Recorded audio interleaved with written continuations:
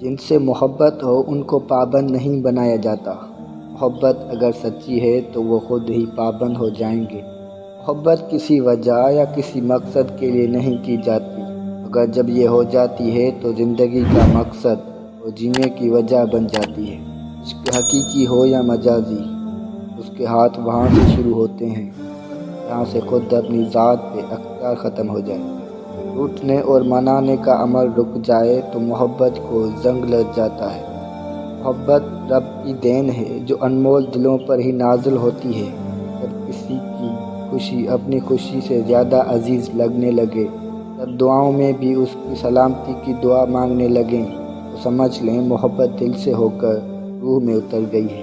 اصل محبت تو انہیں ہے کہ جیسے بھی تلخی ہو جائے، کتنے ہی شدت کی ناراضگی ہو جائے، مگر اپنے دل میلے نہ کیجیے، گناہ کی دیوار تعمیر نہ کیجیے۔ جس شخص کو تم سے سچی محبت ہوگی وہ تم کو فضول اور ناجائز کاموں سے روکے گا۔ محبت اور پیار دو ایسی چیزیں ہیں جو قیمتی بھی ہیں اور سستے بھی۔ اگر مل جائیں تو سستے اور نہ ملیں تو قیمتی۔ 10 لوگوں میں سے ہو سکتا ہے 9 لوگوں کو ہم سے محبت ہو، لیکن ہمیں نہ جانے کیوں اس 10ویں شخص سے محبت ہو جاتی ہے جو ہم سے محبت نہیں کرتا۔